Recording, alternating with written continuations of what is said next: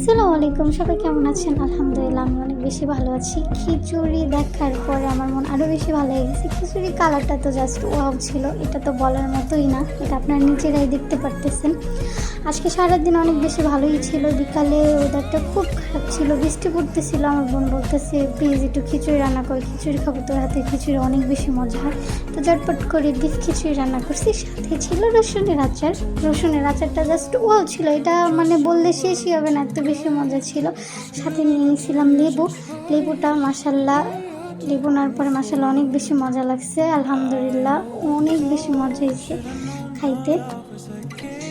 যখন লকমাটা মুখে দিচ্ছি মাশাল্লাহ তো মজা হয়েছে, আমার নিজের রিভিউ আমি নিজেই দিছি। তো সাথে যারা ছিল তারা বলতেছে অনেক মজা হয়েছে, আরেকটু দেবো। ওনাদেরকে দিতে দিতে আমার পাতিলে পুরো শেষ হয়ে গেছে। আমি ভাগে আরেকটু পাইছি, তারপর আমি আরেকটু নিছি আলহামদুলিল্লাহ। তারপর আমি চেটে পুটে খাইছি।